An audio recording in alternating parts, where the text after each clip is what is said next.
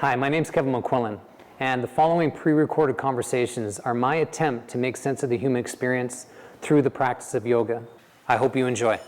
Nice to have you. Thanks for making the decision to be here in so many different ways, to be on your mat. This is typically how I like to start teaching, and just to frame and shape and give you some context about why I'm teaching what I'm teaching. And over the next several days, I'll be teaching like a series in some ways. And again, that's how I put together my teaching. It's like I think about these experiences and how to put them together and see where it goes. As an example, I think it was last week or something, I was teaching what happens when we don't meet our own expectations. That was the first class, unmet expectations, which leads into disappointment, which is the second class. And the third class was into blame. And so I'm going to carry on from that. And it's like blame. What happens to blame? And it's like the second series I'm putting together. Because I find it fascinating.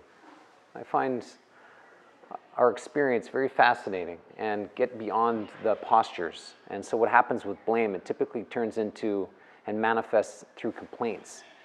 You ever complain? Oh. Yes, complaints. They're just so tantalizing. We start complaining, and one complaint leads into the next until we're just a walking complaint that nobody can stand. And that's how it can roll out, and how debilitating complaining can be, not only for you as the individual, but everybody around you. It's one way that we weaken, the way in which we weaken ourselves and weaken other people and weaken our world.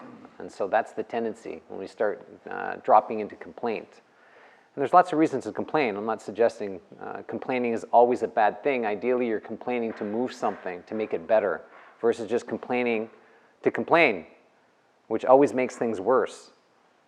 And so that's the topic of this conversation, which is interesting. And so the idea is to explore your relationship to complaints and how you complain. And maybe you're complaining right now. Maybe you are. What the hell am I doing here? I just want to move. Stupid guy just talking. Bunch of nonsense. Who knows? So up on the board are some distinctions. And I like to create distinctions. It helps me put things together and define what I'm curious about. And so the focus of this practice that we'll be moving into very soon is lumbar spine. So low, lumbar spine, low back. And we hold experiences in the low back, lumbar spine, and some of them are up on the board. So on the left side, we hold on to this experience where we're pissed off at ourselves, which happens like every day. Pissed off at self, which can manifest into this experience of like jealousy and envy, comparisons and these kinds of things. The right side is pissed off at life, and perhaps you've been pissed off at life a few times in your life. I could imagine that to be true. And how that can manifest into resentment and vengeance.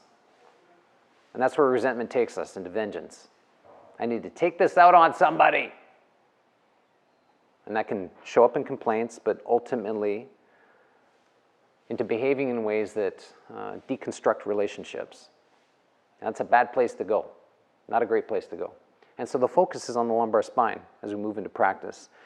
And the idea is to squeeze and soak, squeeze and soak, squeeze and soak, and attempt to build greater structure in your lumbar spine.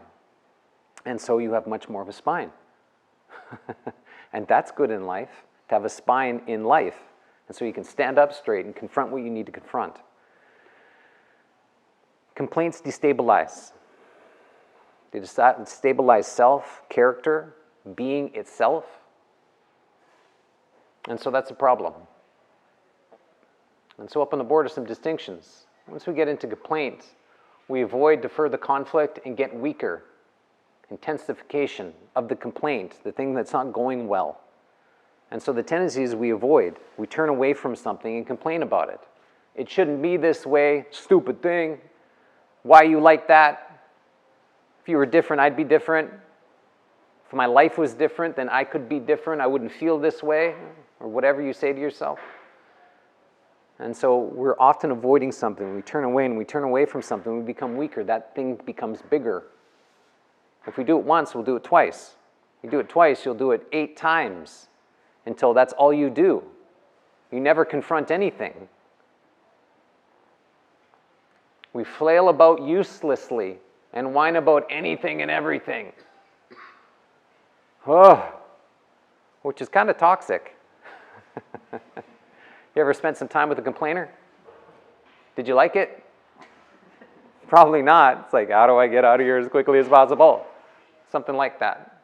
And again, I'm not suggesting that complaints aren't worthwhile at times. They are. We've got to complain sometimes. We become encased in resentment and driven by blame. Oof, and that's a stiff posture to take in this world. It is rigid. It's a rigid posture we can take, full of resentment and looking to blame ourselves, other people, the world, whatever. And there's some fire typically attached to that. We like to burn people along the way. As we do that, you're not useful nor reliable to anybody. You're not reliable to yourself, and you sure the hell aren't reliable to anybody else, because you can't withstand anything. You're too busy avoiding everything. And so when things get difficult, what ends up happening is, I don't know, maybe you crumble or you turn and run away. And we can do that at times. You do that too many times, people stop trusting you. And for good reason. Because you have nothing to offer them. You're too busy avoiding and running and complaining as you run. We wind up perpetually miserable and not satisfied until others are miserable too. That's the end game usually. I'm going to complain enough until you're miserable, just like me. And we can be miserable together. Oh, how lovely. I'm hurting. I'm not feeling very good about what's going on, and so I want you to feel my suffering and pain too. That's how it can be. I'm sure you can relate. It's very destabilizing. And if you can relate to this in your life, where you've done this, and it was probably recently, what that actually caused you, probably some grief. And you're probably farther away from people that you cared about and the things in which you cared about versus closer to them. And that's the consequence of complaining, is we get farther away from people and the things in which we say we care for. If we do that too many times, we can't recover. We can't recover. So we're just in distance. And too much distance is not good for us as a human being. It's one of the benefits of being together and being skilled at being in relationship. Anybody can complain. That's unsophisticated. Just complaining. There's no skill attached to that. I mean, there kind of is. It can be like an art in of itself. I get that. But ultimately, it's unsophisticated because we're too busy avoiding. We're not problem solving in the ways in which we can. I'll give you a brief example. I grew up with a scarcity mindset that was passed on to me, specifically around money and finances. I don't necessarily like talking about this because it's a place of shame for me, but I'll talk about it anyways. That was passed on to me, in my household. Finances were not talked about openly. They were not. It was always behind closed doors. And so that left me naive around finances, money. And so that scarcity mindset is a complaint in of itself. It's like something like, I don't have enough. Or you need to be concerned, or whatever the complaints were. Something around that neighborhood, and, there's a lack of something. There's a lack of abundance, and you need to hold. And that scarcity mindset and the complaints attached to that particular mindset haunted me for years. Because if I look at my life, I've always been able to make money. But what ended up happening is I lost that money. Not all of it, obviously, but lots of it along the way. And what I started to notice is how naive I was. Naive about finances and money, but naive around people, around money, because that's what ended up happening is people ended up taking my money. It wasn't me just giving it. It was in some ways giving it, but trusting. And I thought I was trusting, but what I was just simply naive. And those compounded on top of each other. You know, the scarcity mindset and being naive was not a good recipe for me. Terrible recipe. And if I look at my life, it's like, you know, I've lost hundreds of thousands of dollars, which does not feel good saying out loud. And how problematic that's been for me. And an attempt to recover myself in those experiences because there's been many of them. And so what that's left me feeling is being taken advantage of, and I can't trust people. And that's still true for me today. You know, those moments come up. It's like, you know, because I attempt to be generous as much as I can. But there's also generosity and being naive is they're like cousins. You know, they're very close to each other. And I still find myself being naive in some ways and giving people opportunities that don't deserve those opportunities. And what ends up happening is I get taken advantage. I end up feeling like I'm being taken advantage of. And so that scarcity mindset has been around for a long time. And those complaints have been around for a long time. And if I get lodged into those complaints, it doesn't go well for me. Because I button up. You know, it's like I feel concerned that I'm losing, there's a lack, and what I have will be gone. And that's detrimental to my own health for sure, but also if I can't trust people, because I need people for a whole host of different things, one of which is keeping my sanity in this crazy world. And so that complaint has been around, and I wasn't confronting it. I wasn't, because I was too naive. I didn't have the skill set to recreate my experience around finances and money until it became too costly, like literally too costly. It's like, okay, Kevin, you got to pull this together and figure this out as quickly as possible and stop creating this experience for yourself. And it wasn't up to anybody else, it was up to me. And so I've spent many years attempting to solve that problem, from avoiding something to confronting it. And I'm pleased that I can say I'm in a different space now than I was several years ago. And I'm thankful for that. And I feel much more stable and secure as a consequence of my efforts. And so I compare this. It's like, okay, from avoiding and what that created for me, which is feeling unsafe and concerned and lodged into complaint and resentment and, you know, vengeance and all these kinds of things, versus, okay, I can actually take care of myself and make the right decisions. I'm less naive as a consequence of creating a practice around the scarcity mindset, which has not been easy, I can assure you. And it still visits me many times. And I have to give myself the reward, because there's this element of like procrastination. You know, like even like paying bills, it's like, don't do it. It's very strange, and I know where that comes from. I know where that comes from. And it's like, don't do it. And it's like, you know, I have this internal like fight with myself at times. It's like, okay, pull it together.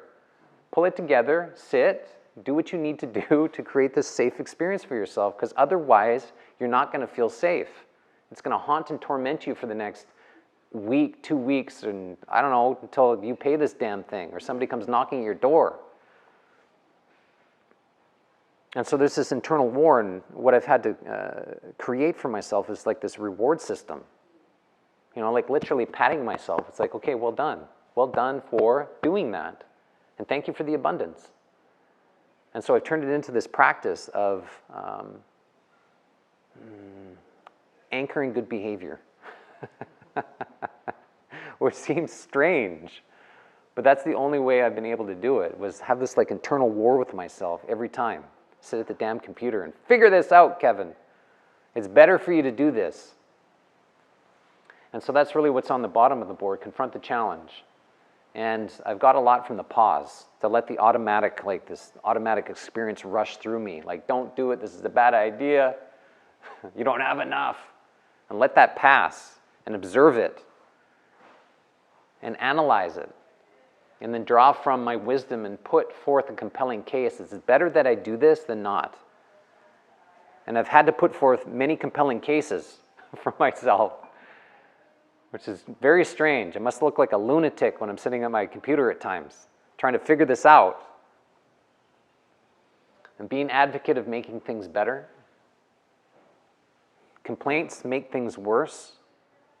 And the opposite of that is being an advocate of making things better, which is very difficult. It's always easy to make things worse. Always. And the tendency, and we have this proclivity of doing such a thing. It's like, oh, I'm just going to stir up some shit and make this worse. See how it goes. Maybe buy myself some time. Fight through, make peace, and solve the conflict. And we have to fight through sometimes.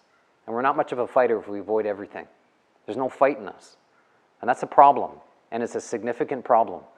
Because we'll get crushed.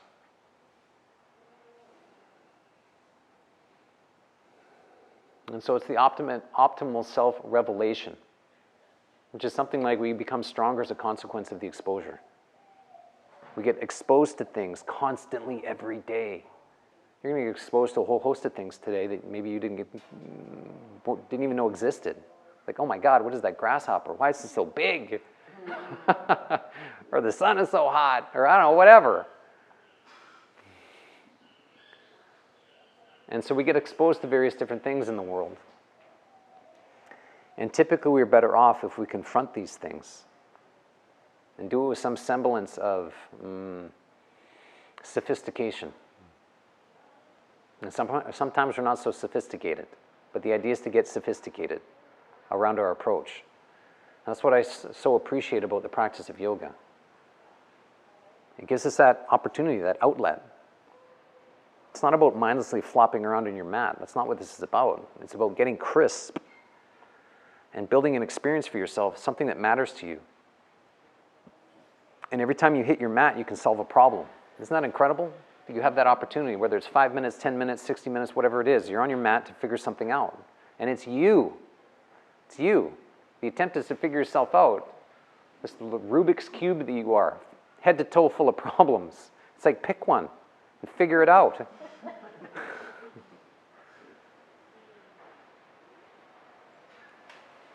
And to clear the path, clear your way, clear. And that's the attempt. And so that's what we are about to do. And so I want to give you some context about why I'll be teaching what I'm teaching and why I'm focused on a particular part of your body, to give you an opportunity to solve a problem and build greater structure in your life. And it starts with you and your body. To build greater structure, you in your body. It's brilliant. And we'll see how it goes. And so maybe 60 minutes from now, you figured something out that's going to be useful and relevant in your life. And I hope that's true. But you got to choose it. And you won't want to choose it. Especially things you've been avoiding for way too long. But choose them anyways. Fight with yourself if you need to. That's all welcomed here. Absolutely. So I'm going to stir you up a bit. See what comes flying out of you. So question for you to make it real. What are you currently complaining about? What's a complaint? What's a complaint? What are you complaining about currently? Give me something. My job. Your job. Thank you. Great. Mary, for you? I'm like not doing enough of the right things. Okay. Not doing enough. Inner critic. Yeah. The inner critic. Yeah. Okay. Very good. Relationships with friends. Okay. Relationships with friends. Very good. Mm-hmm. I'm complaining about my partner who's always complaining and realizing Yes. Yeah. It doesn't take long for us to become our environment. That is for sure. It's always worthwhile to take a peek where we place ourselves in this world. Okay, good. My job, my life, like, no big deal. Yeah, I get it. Well said. So it's just an opportunity to pause, to consider, make this real and relevant for you. You could use the next 60 minutes avoiding yourself. Don't do that. I see that way too often. That's the automatic. That's the common. So don't be common. Don't do that. It's boring and lifeless. All right. Very nice to be with you. Thanks for listening. Get to go to your mat now. Once you're there, you get to lay down. Yes, a conversation, and then you get to lay down.